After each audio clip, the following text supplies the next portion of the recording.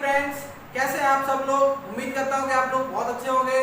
दोस्तों, जैसा कि आपको पता है कि पीटी के एग्जाम में जो आपका साइंस का टॉपिक है या साइंस सिलेबस साइंस भी दिया गया है सिलेबस में, तो साइंस में जो आपका 10 मार्क आएगा तो वो 10 मार्क आपके लिए बहुत ही इंपॉर्टेंट साबित हो सकते हैं अगर आप हमारे द्वारा ली गई जो क्लासेस हैं वो डेली से अटेंड करते हैं या हमारे द्वारा जो जितने भी वीडियो अपलोड किए जाएंगे उनको आप बहुत ही अच्छे से देखेंगे एवं उसको अपने दोस्तों के साथ शेयर करेंगे। तो चलिए देखो दोस्तों, सबसे पहले आज हमने विज्ञान को लिया है जो कि एनसीईआरटी की बुक है उसके अकॉर्डिंग।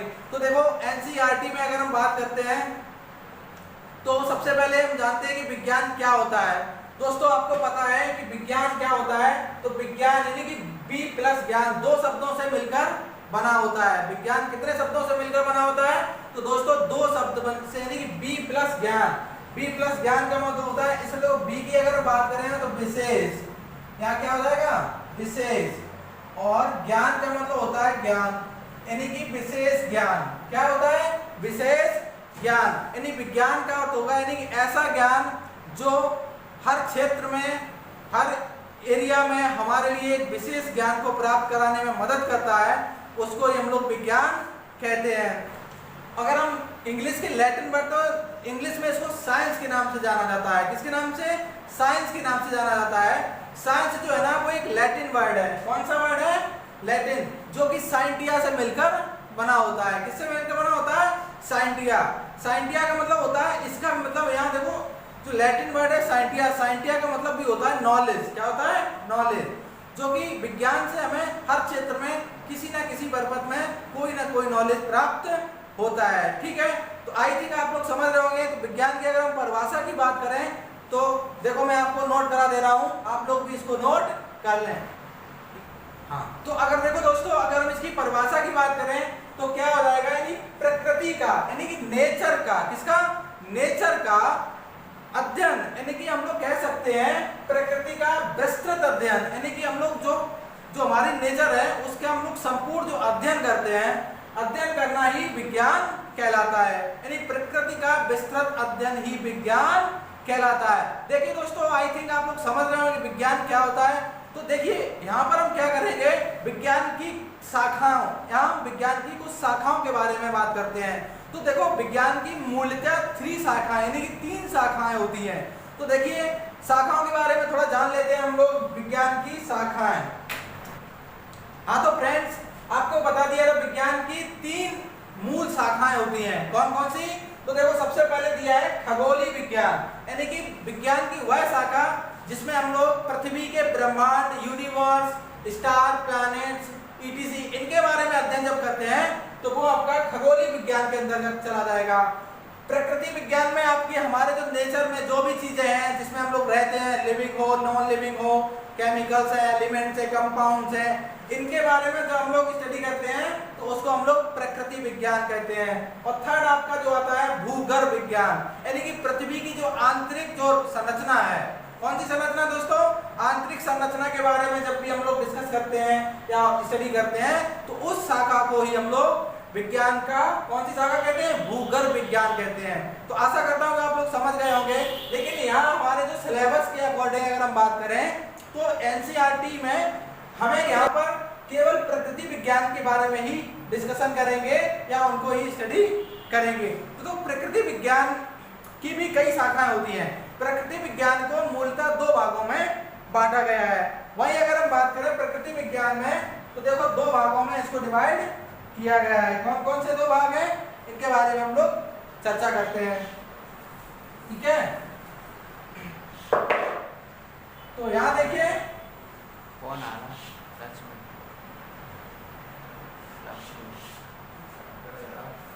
दोस्तों, प्रकृति विज्ञान में 2 शाखाएं होती हैं। एक तो आपकी आ जाएगी भौतिक विज्ञान। कौन सी? भौतिक विज्ञान। ठीक है दोस्तों, भौतिक विज्ञान। और सेकेंड आपकी आ जाएगी जीव विज्ञान। कौन सी? जीव विज्ञान। ठीक है, तो प्रकृति विज्ञान को हमने कितने भागों में बांट दिया है? 2 भागों में बांट दिया है। एक तो आपका भौतिक विज्ञान और दूसरा आपका जीव विज्ञान। कौन कौन से? भौतिक विज्ञान और जीव विज्ञान में बांट दिया है। ठीक है, अब भौतिक विज्ञान के भी देखो दो इंपॉर्टेंट पार्ट्स होते हैं, उनको हम लोग देख लेते हैं। कौन कौन से दो पार्ट होते हैं, आइए जानते हैं। प्रकृति विज्ञान, देखो मैंने आपको बताया प्रकृति विज्ञान में दो पार्ट होते हैं, भौतिक विज्ञान, जीव विज्ञान। अब यहाँ भौतिक विज्ञान जो है ना, उसके भी दो पार्ट हैं।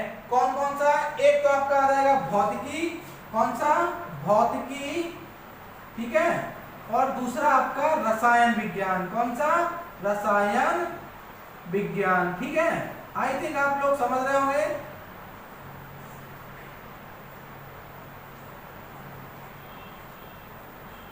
रसायन विज्ञान, ठीक है।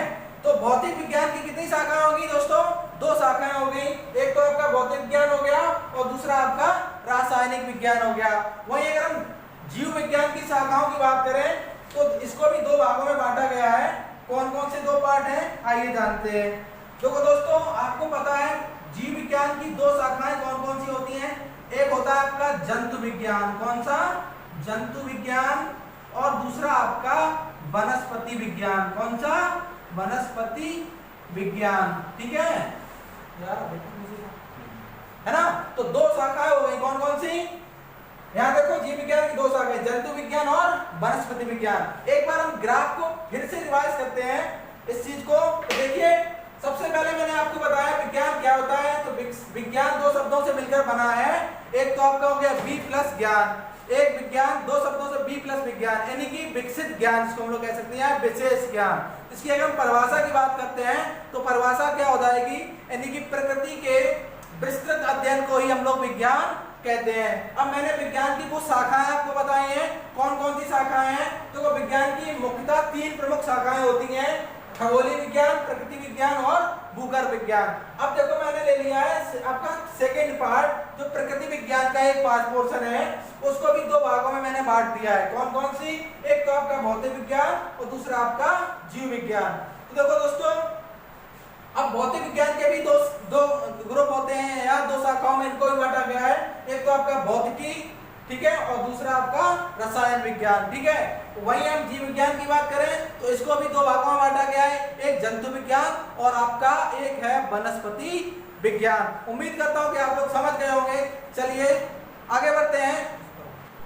हाँ तो फ्रेंड्स देखिए, अब हम लोग विज्ञान की शाखाएं एवं उनके कुछ जनकों के बारे में बात करते हैं। तो विज्ञान की शाखा अगर हम बात करें, शाखा में जैसे भौतिक विज्ञान है, कौन सा, भौतिक विज्ञान। तो भौतिक विज्ञान का जो जनक होता है वो किसको, सर आइजैक न्यूटन को कहा जाता है। किसको, तो यहाँ आप लिख लो सर आइजैक न्यूटन। ठीक है, सर आइजैक न्यूटन, यानी सर आइजैक न्यूटन को किसका जनक कहा जाता है, यानी कि भौतिक विज्ञान का जनक सर आइजैक न्यूटन को कहा जाता है। जैसा कि आप लोग जानते हैं कि न्यूटन ने ही सबसे पहले भौतिक विज्ञान के विषय में बताया था। और इन्होंने, आपको पता है, आप लोग पिछली क्लासेस में भी पढ़ चुके होंगे, सर आइजैक न्यूटन जो थे, इन्होंने गुरुत्वाकर्षण का नियम दिया था। कौन सा, ग्रेविटेशन लॉ, आपने देखा होगा, ठीक है, और पढ़ा भी होगा। अब हम बात करते हैं आधुनिक भौतिकी की।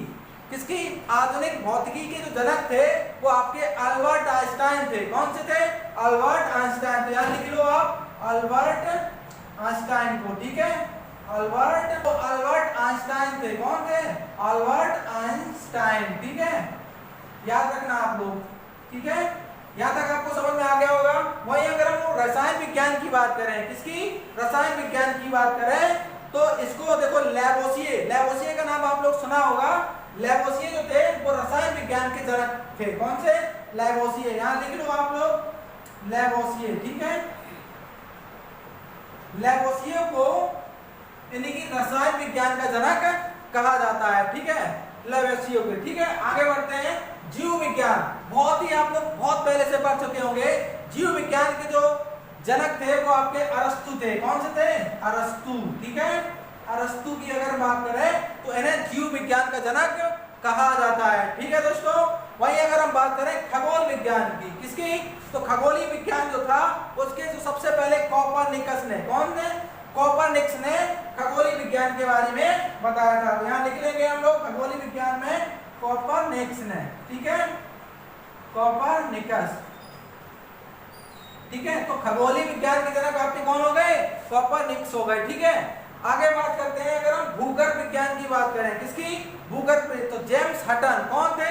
जेम्स हटन जो थे वो भूगर्भ विज्ञान के जनक थे, जेम्स हटन। ठीक है, जेम्स हटन।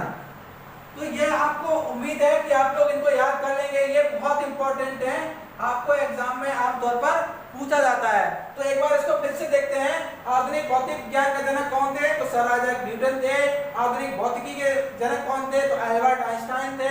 रसायन विज्ञान के जनक लैवोसिए थे। ठीक है,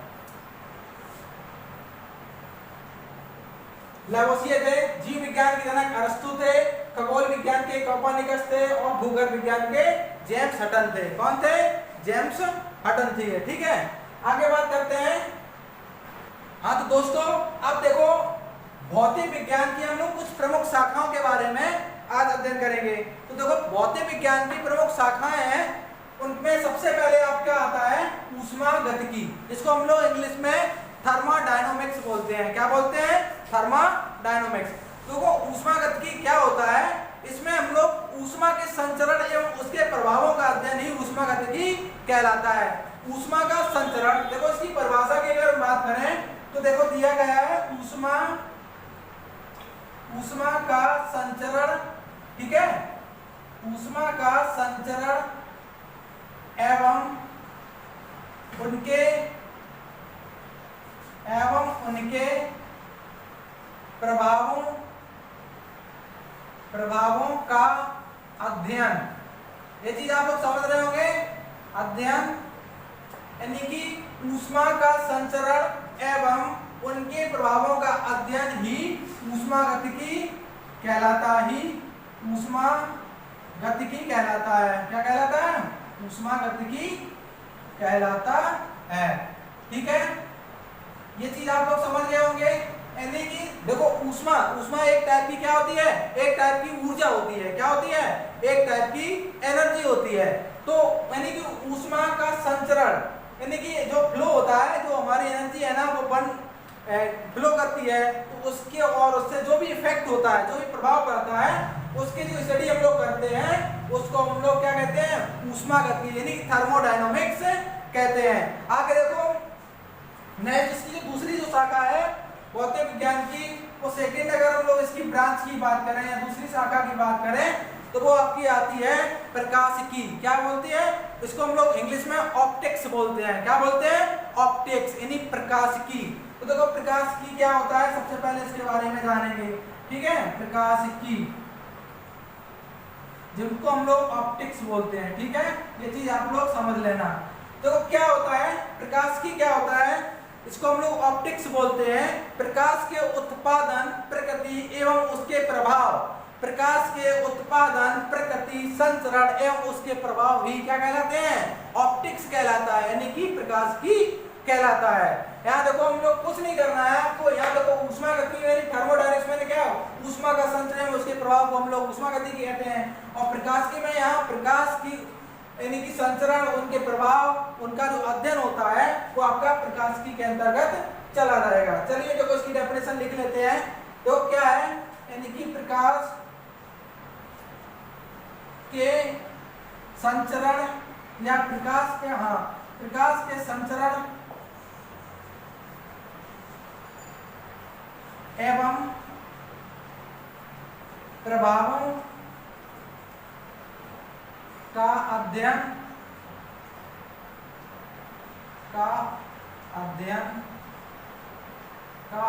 ही क्या कहलाता है? प्रकाशिकी कहलाता है। प्रकाशिकी कहलाता है। ठीक है, प्रकाशिकी कहलाता है। ठीक है, यहाँ थोड़ा मिस्टेक हो गई है, अध्ययन, इसको सही कर लेना आप लोग, अध्ययन। ठीक है, यानी कि तो आप लोगों को दो यानी कि भौतिक विज्ञान की दो प्रमुख शाखाओं को पढ़ लिया है। सबसे पहले ऊष्मागतिकी, इसके बाद प्रकाशिकी। तो आगे इसी टॉपिक में आगे बढ़ते हैं। अब हम बात करते हैं जो थर्ड इसकी जो ब्रांच है, जिसको हम लोग ध्वनि तरंग बोलते हैं। क्या बोलते हैं? ध्वनि तरंग। ठीक है, इसको हम लोग ध्वनि तरंग, इसको इंग्लिश में क्या बोलते हैं दोस्तों? इंग्लिश में इसको बोलते हैं एकॉस्टिक्स। क्या?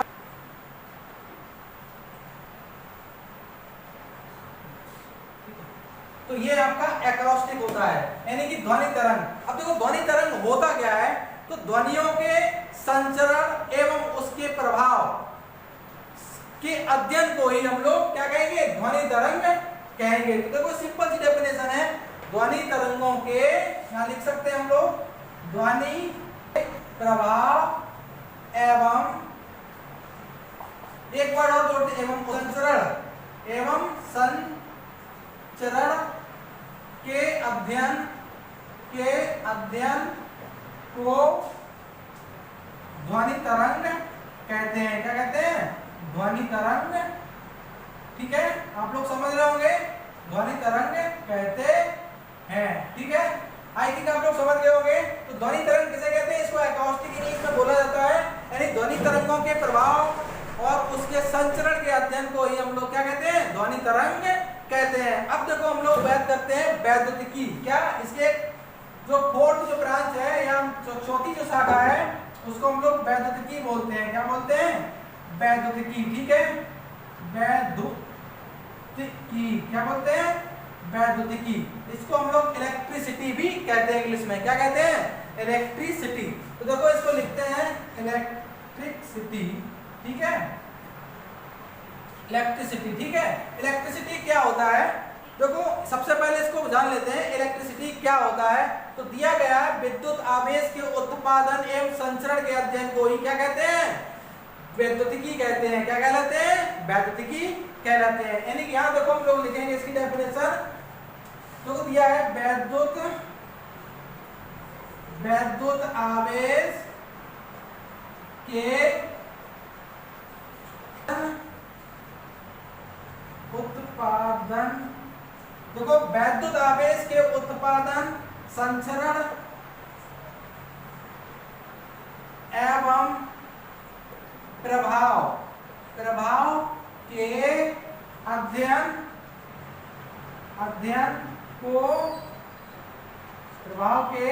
अध्ययन को वैद्युतिकी कहते हैं। क्या कहते हैं? वैद्युतिकी कहते हैं। ठीक है, आप लोग समझ रहे होंगे। चलिए दोस्तों, ये मैंने इंपॉर्टेंट कुछ टॉपिक्स बताए हैं। ध्वनि तरंग हो गया आपका, वैद्युतिकी हो गया। हम लोग इतना ही इसके बारे में आज इतना ही है। नेक्स्ट टॉपिक में हम लोग विज्ञान, भौतिक विज्ञान की कई और सारी शाखाओं के बारे में आपको बताएंगे। आज का जो क्लास है यहीं पर समाप्त किया जाता है। देखिए दोस्तों, अगर आपको हमारा वीडियो अच्छा लगा हो और वाकई में आप एक अच्छे स्तर की प्रिपरेशन करने चाहते हैं, चाहे वो आपका पैट का एग्जाम हो, चाहे वो आपका सुपर टेट हो या टेट हो, तो विज्ञान से संबंधित जितने भी कक्षा हैं वो आपको स्टडी विद दीप के चैनल पर उपलब्ध कराई जाएंगी ऑनलाइन के जरिए। तो आप लोग जरूर इस क्लास को ज्वाइन करें और हमारे चैनल को सब्सक्राइब जरूर करें, तो आपकी महान कृपा होगी। ठीक है, इस पोर्शन को नेक्स्ट हम लोग अगले दिन इसको कंप्लीट करेंगे। आज के लिए फिलहाल धन्यवाद, गुड इवनिंग, बाय बाय।